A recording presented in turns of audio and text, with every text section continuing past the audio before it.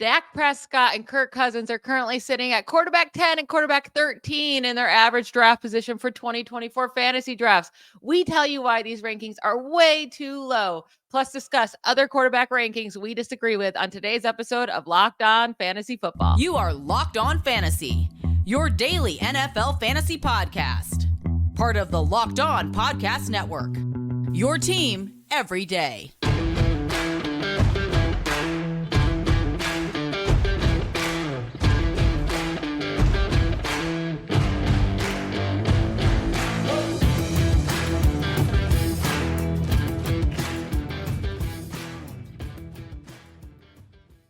Thanks for making Locked On Fantasy Football your first listen every day. We are part of the Locked On Podcast Network, your team every day. I'm one of your hosts, Michelle Magdziuk, and when I'm not doing this, I'm a researcher and fantasy analyst for NFL Network. And I'm your other host, Vinnie Iyer, and when I'm not doing this, I'm writing about NFL, fantasy, and betting for sportingnews.com, and now really focusing on the draft. Just a couple weeks away, hard to believe, so all kinds of good stuff coming at you here on LOFF. 100%. Today's episode is brought to you by FanDuel. Make every moment more. Right now, new customers get $150 in bonus bets guaranteed. That's $150, win or lose. Visit FanDuel.com/lockedon to get started. All right, so we've now gone through our wide receiver rankings, our running back, the consensus running back rankings, and we've gone through, guys that we thought were either ranked too high or too low. Today, we're going to do that with the quarterback. So let's start out right off the bat here, Vinny. What is the most egregious difference that you saw when it comes to the current consensus quarterback rankings for the 2024 season?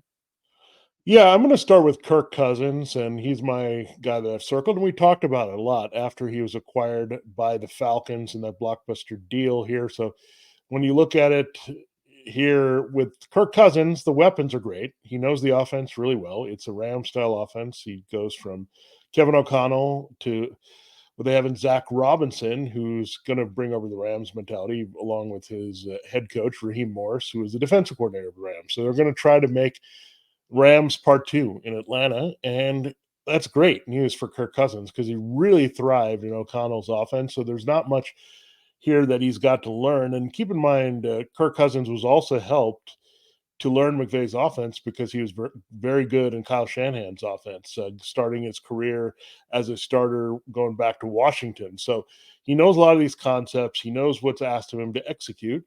And then you look at the weapons. I think this offense, we talked about the Steelers kind of turning upside down. Well, the Falcons are going to turn upside down and become a passing team and become more of what we want with a modern offense and throwing the ball downfield. And you have the weapons already. They really loaded up here.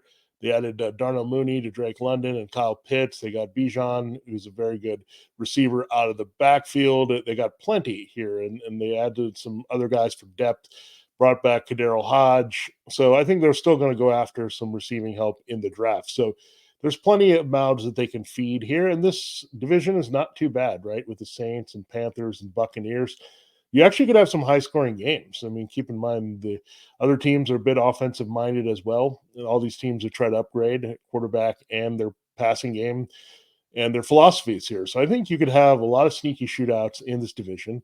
Cousins was right on track there, coming off the Achilles, to have a big year. And that's going to be a concern with him going forward, is how can he recover from the Achilles. But he's not Aaron Rodgers. He's much younger than that. I mean, not too much younger, but he's been pretty durable of late. And so I think he'll come back strong. He knows this offense. He doesn't need a lot of transition period coming back healthy to execute. And the weapons are just too good. I think you'll see these weapons finally unlocked across the board. And we just saw it last year when we had the big three, right, in Minnesota with Justin Jefferson, Jordan Addison, and TJ Hawkinson. You translate that here, you've got the same weapons. Essentially, they're still growing, but we haven't really seen them get involved with Drake London and Mooney and Pitts. You haven't seen these guys really unlocked by true quarterbacks. We've been trying to deal with Desmond Ridder and Taylor Heineke and Marcus Mariota. These guys are not going to cut it. We know it. And it was a run-heavy, boring offense with a lot of 12 personnel, 2 tight ends. So when I look at this,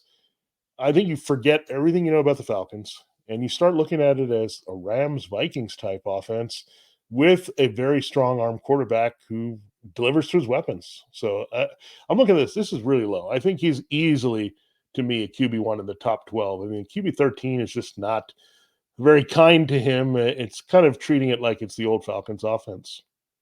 Yeah, with Cousins, the ceiling probably isn't top 5, but he's been very, very consistent, and he still gets to play in a dome. So, like, that would be my worry, but he's still gonna play in the dome. He's going to have all these weapons. The biggest question mark is coming off the Achilles is we don't really have any history on that, right? We don't have histories of quarterbacks coming off Achilles tears. We'll see it with Aaron Rodgers and Kirk Cousins, and we'll learn some information from there, but we don't really have it right now. I'll say I'd feel even like much better about him because right now I know people really love Darnell Mooney. I don't love him as a wide receiver 2. I would really like him as a wide receiver 3.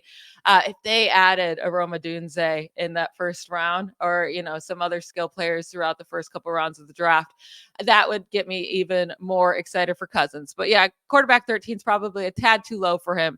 I'll say my guy is insane though. Like, Kirk Cousins, you can get it with the injuries, changing teams, blah, blah, blah. Mine is Dak Prescott. He's sitting at quarterback 10. And do people just forget how good he was last year? He finishes a quarterback 4 in fantasy points per game. And that's with having an atrocious first 6 weeks of the season. Remember, I was on Dak Prescott last year and I looked like an idiot for the first 6 weeks because he was so bad. I was like, oh gosh.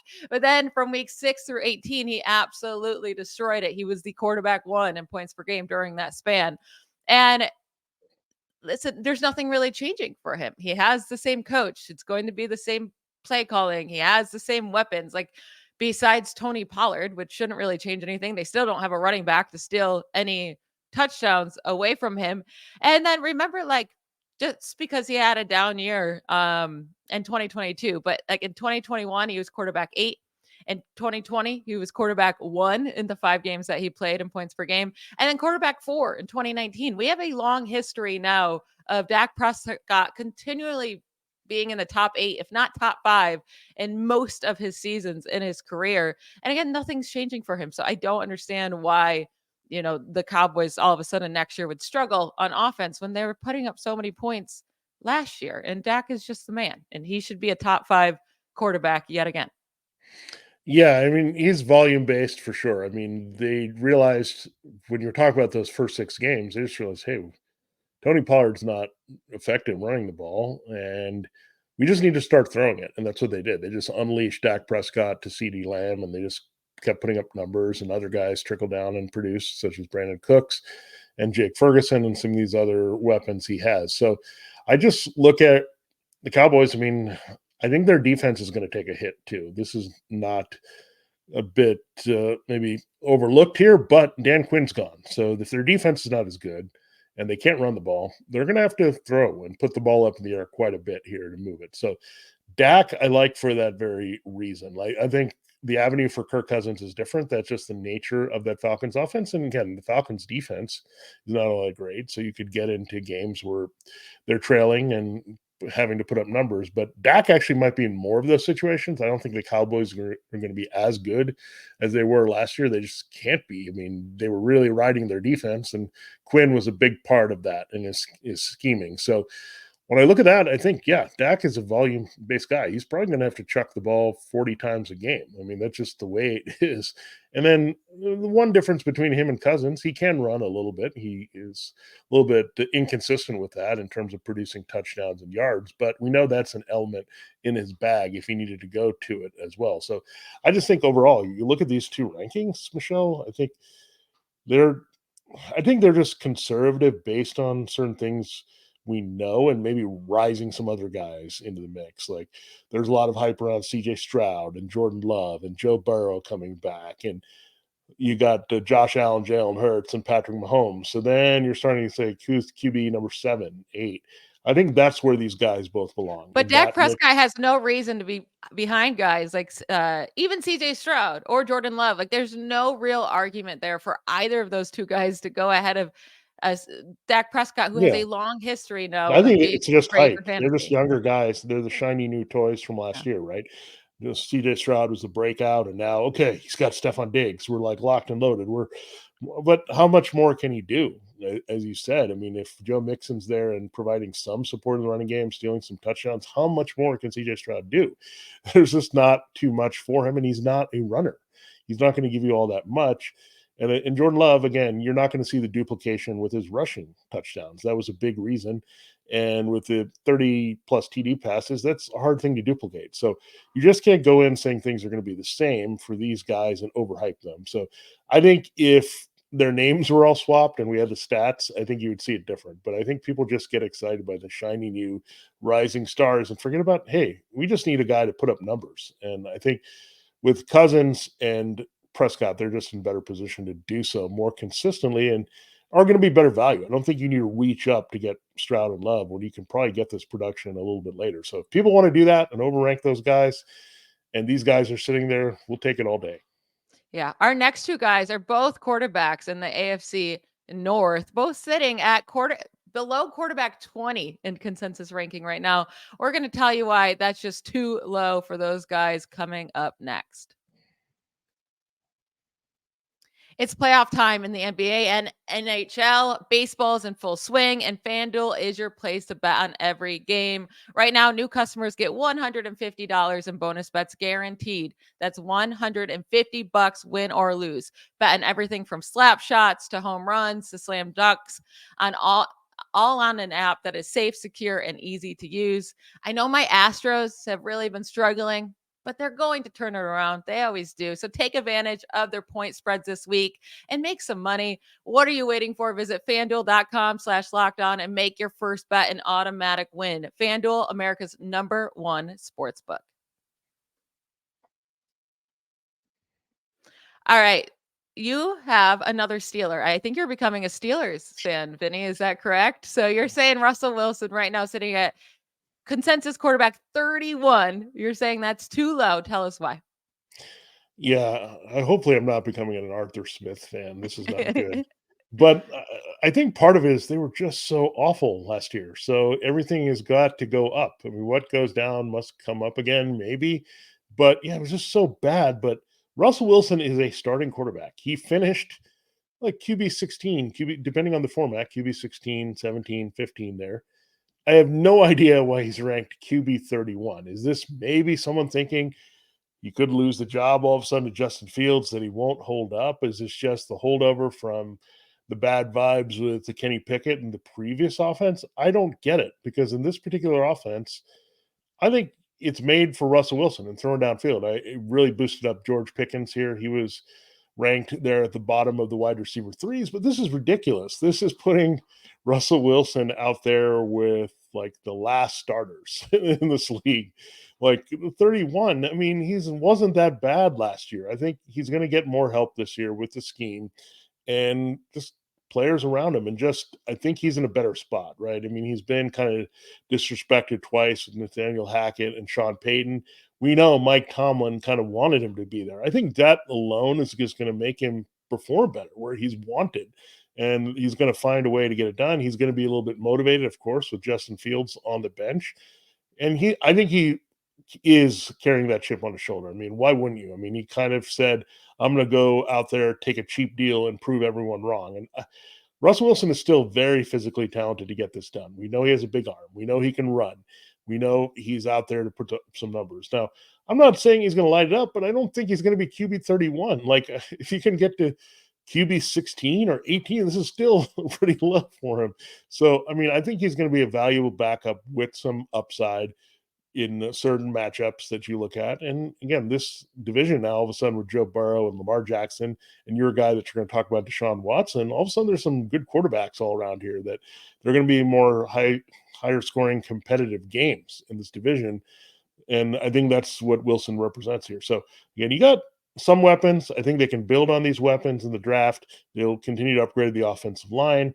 He can throw to the backs. He's got Freiermuth in the red zone. So there's all kinds of things that you can look at here that Wilson can get a path, I'm going to say conservatively, to like 24 touchdowns, right? I think there's a way for him to get 24 touchdowns and like 300 rushing yards and maybe 3,500 passing yards. That's all available. And if that's there, he's going to be way higher than QB 31. Yeah. I mean, the key is for the Steelers to get some wide receivers in this draft because right now Calvin Austin is wide receiver 2. That's not going to work out, but they'll grab some wide receivers, and they're actually really, really good at drafting wide receivers, and they normally start to produce immediately. So yeah, Russell Wilson's going to have the weapons. Is he going to be a top 12 quarterback? No, I don't think so. But like you said, 31, that's just rude, right? He'll probably be around 16 to 18. And if you play in 2 quarterback leagues or super flex leagues, like, he's a nice value sitting there at 31. He should be much higher than that. So definitely a good call for you. Mine is DeShaun Watson, like you said, quarterback 23. Now, is he that low because of off the field stuff and people don't want to draft him? Maybe. And that's completely fair. Don't draft anyone you don't want to root for. I get that. But just his playing, if we're just predicting how he's going to play next year, I do think he's going to have a pretty nice fantasy season. And as long as he can stay healthy, which he's been struggling to do. But last year in the games he did play, I mean, most of them were pretty solid fantasy weeks. It was quarterback 8, quarterback 10, quarterback 8, quarterback 15, and then 2 down ones where he got hurt early in the game. But so quarterback 23 is too low for me. I do think he ends up being a top 12 quarterback this year. They have a new OC in Ken Dorsey. Ken Dorsey likes to throw the ball a lot and likes to utilize his quarterback as a runner. The 2 quarterbacks that he's coached in his career have been Cam Newton from 2013 to 2017 and Josh Allen from 2019 to 2023. Like, those guys were absolutely fantastic for fantasy. And we know DeShaun Watson has the talent that Cam Newton and Josh Allen have. He plays in a very similar way. Big arm, big body, very, very mobile. So we know he can get it done. We haven't seen it with the Browns yet, but I do really like the change of the offensive coordinator. And he has the weapons to get it done too. He has Amari Cooper and Jerry Jeudy if he can step up. Elijah Moore. Like, those are fine wide receiver 2s, 3s. And Amari Cooper is a good one. And then he still has David Njoku. And then Nick Chubb's coming off the massive injury. So I do think they're going to even pass more than try to feed him the ball. So DeShaun Watson, he's going to be ranked inside my top 12 this year. And quarterback 23 is just thinking he's going to just stink like he has, I guess, with the Browns. But I think he improves this coming year. Yeah, I think that's the number one thing that I think fantasy managers and really fantasy rankers sometimes forget. You go in with the vibes from last year, but they are completely out the window in most cases, but even more so irrelevant when things have changed. And you mentioned the variables there with Dak Prescott. There was no variables, yet there was a reason to bump him down. I don't know why. Here, the variables have completely changed. Ken Dorsey and his philosophy is a lot different than what we had before. So throwing the ball, getting the weapons there. We know what Cooper and Njoku did last year. Judy is not great, but he could be a nice option there all over the field. I think he'll be a little bit more involved in what they got from Elijah Moore, right? It wasn't that great. So I think they'll have him. They'll get probably another receiver in the draft. They actually like David Bell a little bit. So we'll see if he can have a bigger role. It's just weird. Again, we're going by everything from last year, and everything was a disaster for Watson last year. I mean, he couldn't get on the field. He was coming back. He had the rusty first season. Really was his first season, full season in Cleveland in 2023. So he's kind of settled in his new place, but all before with the Texans, even with any kind of cast of characters around him, he produced. And I think he's a producer if he's on the field and fully healthy. That's just the way it is. And the running, you cannot discount that. Watson's running is a big part of what he does. It's going to be more so, even more impactful than what Wilson gives you for the Steelers. So you get that, you get some downfield passes, get a chance to stretch the field. I think that's what they need. They need some big play threats here to really use Watson's ability to extend plays and get it downfield. But then you're looking good. So again, 23 is pretty low. I think he could challenge again for back end QB1 spot. So like 12 to 14, I think that's reachable here for DeShaun And I Watson. think he even has upside to be a top 5. Like, Yeah. we have to also remember the last 2 off seasons have been, mostly just talking Doesn't get about any the worse. stuff he's been doing off the field, right? So a lot of distractions, a lot of stuff probably messing with his head as it should be. But maybe now with a 3rd year, it's going to be less talk about that and more just focus on his game. We'll see if his mentals can get back to what they used to be. But if they can, then he should be the player he used to be. There's no reason that his play has just fallen off. Like, he is a really good player and he has top 5 upside in fantasy. We know that. And quarterback 23 is it's a great value for him this year. Well, if you think we've talked about some big names, wait for our last segment. We're going to end the show on a bang. And these are some guys we slightly disagree with, and we'll get into them in our final segment. But they're names that you're going to want to hear about. All right, this episode of Locked On Fantasy Football is brought to you by eBay Motors. Passion, drive, and patience. The formula for winning championships is also what keeps your ride or die alive. eBay Motors has everything you need to maintain your vehicle and level it up to peak performances. Superchargers, roof racks, exhaust kits, LED headlights, and more. Whether you're into speed, power, style, eBay Motors has got you covered with more than 122 million parts for your number one ride or die. You'll always find exactly what you're looking for. And with eBay Guaranteed Fit, your part is guaranteed to fit your ride every time or your money back. Because with eBay Motors, you're burning rubber, not cash. With all the parts you need at the prices you want, it's easy to make your car the MVP and bring home huge wins. Keep your ride or die alive at ebaymotors.com. Eligible items only. Exclusions do apply. eBay Guaranteed Fit only available to U.S. customers.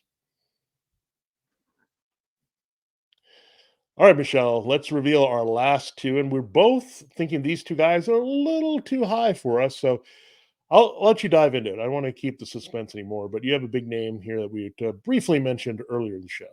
Yeah, it's Jordan Love. He's going as a quarterback 8. That's just a little too high. And it's not to say I don't think he's going to be good next year. I do. And what I saw from him at the end of last year, very promising. But quarterback 8, when he was a quarterback 6 last year, being insanely efficient, right? He was super, super efficient. I don't really know if he can repeat that. So among 13 quarterbacks with 500 plus pass attempts, he had the second highest pass touchdown percent among that group. But in that same group, he was 10th out of 13 in the completion percentage, 8 out of 13 in passing yards per game. So he struggled with accuracy a little bit last year. We'll see if he can get better at that. But also, his guys are still young, and I know they're going to be a year older next year, obviously, but they're still a young group. So definitely, you could see some regression coming. So it makes me nervous.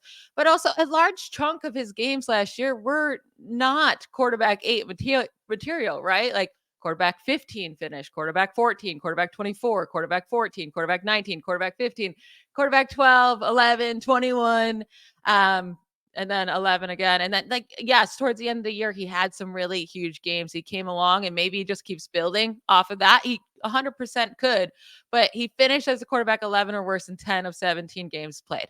Finished top 8 quarterback in 7 of the 17 games. So you need more of that if you're taking the quarterback 8, right? If he's your quarterback 8, you need him to finish as a top 8 quarterback in more than 40% of his weeks last year.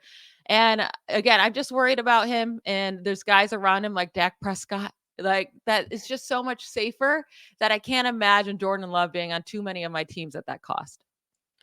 Yeah, I think what is going to happen this year as well is they have a legitimate running game with Josh Jacobs. I mean, Yeah. last year they tried with Aaron Jones and AJ Dillon. That did not work out. So there's a lot on Jordan Love, not only to push the ball in the end zone with his arm, but he ran it in a few times, and that really helped his stats overall. And what I don't like is to carry over based on touchdowns because they regress. If they tend to spike one year, they're going to go down the next year.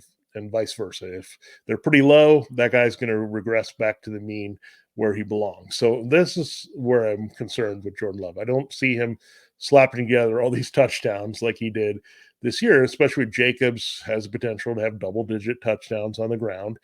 You also should have a little bit more different philosophy here. We're running the ball a little bit better defense. The Packers want to win more games. And we did see that. Keep in mind, in the first year under Matt LaFleur in 2019, Aaron Jones was a scoring machine, and Aaron Rodgers wasn't much there in terms of fantasy because they're winning some games. I'm not saying this Packers team is that good to win games that way. I mean, that was a 13-win consistent team.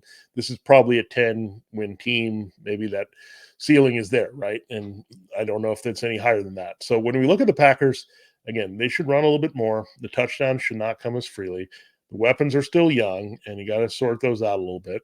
So, yeah, I think the touchdowns, if you take away some of those, you're automatically sliding him a little bit. And so I just don't think he can get that high and duplicate QB8. Again, you just can't do that when a guy is based on touchdowns. Now, my guy, Michelle, look, there's a little deviation. Remember, we're looking at very small things here, but I don't know how you can put Josh Allen at QB1 at this point. I mean, there's no Stephon Diggs. There's no Gabe Davis. Curtis Samuel and Dalton Kincaid are his best weapons going into the season with Khalil Shakir. So We also know what happened late last season. You mentioned Ken Dorsey before. He was fired, replaced there by Joe Brady. All of a sudden, they unlocked James Cook. And James Cook was going nuts and getting the key touches. Josh Allen still got his with his running and throwing downfield, but he's going to have to adjust to a receiving core. I know Gabe Davis didn't put up a lot of numbers, but it's still a guy that's missing. He's going to adjust to more people. Like he's got to see if he can connect with Samuel Kincaid. What will they do with his role with Dawson Knox? Are they going to put him as a hybrid wide receiver? What are we going to get out of Shakir? Are they going to be able to get Brian Thomas Jr. in that draft, or someone going to go up there and snipe him or from them? So there are a lot of question marks here about the Bills' offense in general going forward. That enough of a gap, right? Because Jalen Hurts is right behind him, Patrick Mahomes. You got a lot of challengers sitting there, right behind him. Joe Burrow is going to be back. So I wouldn't necessarily say I'm going to say Josh Allen separates from all the other QB1s. I think he's probably tighter in that tier with Hurts and what you get from Mahomes. So I don't want to invest that highly. That's the bottom line. I'm never going to draft a quarterback that high. And Josh Allen, I think there's an argument for a lot of other guys. I might actually look to Hurts. I'm not saying he's going to suddenly drop off and he's going to go to QB 6 or 7. Okay. He's still going to be like QB 4 or 5, probably because of his running floor helps his ceiling, and he's going to get weapons, and there's what they're going to do. But again, if you're going to say that he's definitively, because of his track record, based on what he's had with Diggs and other people, to say he's the QB1, I can't go there. So again, I probably will not be touching Josh Allen at QB1 this year if that's his ranking. Yeah, and he could still finish as QB1 and everything you just said could be correct, right? Like he Yeah. probably will still be ranked as my QB1. We'll see what they do. They're going to add wide receivers. We'll see what they add here. But with his rushing ability and just his talent, I don't love Joe Brady as an OC, but he'll probably still be my one, only because the guys you mentioned, like Hurts and Mahomes, they all have question marks when it comes to Yeah. their fantasy outlook as well. But he has been worthy of such a high pick, and because he's been destroying other quarterbacks, right? On a week to like on consistency and a week to week basis, he was just so good. He was so reliable, and it was just so easy to say, Josh Allen, I'm going to pick him. He's in my lineup every single week. I never have to worry about it, no matter what team he's playing up against. And like you're saying, this year, that might not happen because he doesn't have Stephon Diggs. He doesn't have any reliable wide receivers right now. It is a change of the offense. So he could still end as quarterback 1, but be in a group with a bunch of people, and that second round pick or that early third round pick you needed to use on Josh Allen, it's just not worth it. Like I brought up, Dak Prescott could easily finish with the same amount of points as Josh Allen this upcoming year because he did pretty much last year, right? And you can get him at quarterback 10. Like if he's not going to be a difference maker at the position where he's scoring 50 to 100 more points than everyone else, it's not worth the second or third round pick. And like you're saying, you just don't think he's going to have that huge outlier year again without the weapons that he's had in previous years. Yeah, it's going to be fun to watch here to see how the draft develops, and that's going to really maybe help or hurt some of these fortunes even more with the quarterbacks. But again, if someone is too hyped in general, just be careful and go for the less hyped quarterback, because we know the quarterback finishes in scoring are never reflective of the QB rankings. They just aren't. There's always, I'd say, 5 to 6 surprises in there every year that crack the top 12. So again, just don't go by what was last year, because it's unlikely to happen again this year. And it's tough. I mean, we can only project all these things, but in the end, it might come down to just the way the touchdowns play out. And that's why we don't like to hang ourselves too much on those. So I think we've got this covered. I think tight ends looks like a good way to finish it tomorrow. Yeah, we'll finish up with tight ends tomorrow. Thank you to you all for making Locked On Fantasy Football your first listen every day. Every dayers, like we just said, we'll be back tomorrow to discuss the consensus tight end rankings. What guys do we think are ranked incorrectly, either too high or too low? We will talk to you tomorrow. Bye, y'all.